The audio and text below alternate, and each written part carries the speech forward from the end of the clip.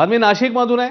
नाशिकमध्ये पांढऱ्या रंगाचं बिबट्याचं पिल्लू आढळून आले, त्यामुळे आश्चर्य व्यक्त होते। दिंडोरी वनपरिक्षेत्रातील चाचडगाव शिवारात असलेल्या कौश शेतीमध्ये काही दिवसांपूर्वी 3 नवजात बछडे हे शेतमजुरांना दिसले होते। वन विभागाला माहिती मिळताच पथकाने 3ही पिल्लांना ताब्यात घेतलं। त्यापैकी एका बछड्याचा रंग पांढरा असल्याचं पाहायला मिळतंय। वन विभागाने याची वैद्यकीय तपासणी केली असता 10 दिवसांपूर्वी ते जन्माला आल्याचा निष्कर्ष काढण्यात आला। यानंतर वन विभागाचं पथक पुन्हा बछड्यांना घेऊन चाचडगावातल्या ऊस शेतीत पोहोचलं।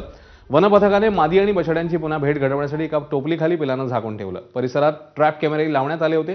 त्यानंतर रात्रीच्या वेळी बिबट्या मादीने येऊन 3ही पिलांना जबड्यात धरून सुरक्षित अधिवासात हलवलं।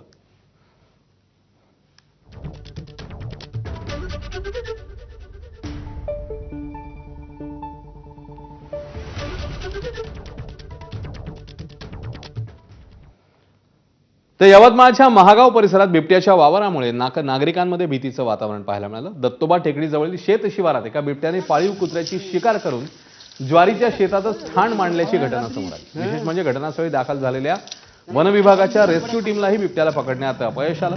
बिबट्या अजूनही परिसरातच असल्याची भीती आहे। वन विभागाकडनं नागरिकांना सतर्क राहण्याचं आवाहन करण्यात आलंय। रात्रीच्या वेळी बाहेर न पडणं, लहान मुलांना एकटं न सोडणं आणि जनावरांची काळजी घ्यावी असे निर्देश देण्यात आले। इकडे खाली जाऊ, खाली समोर केस हे करायचं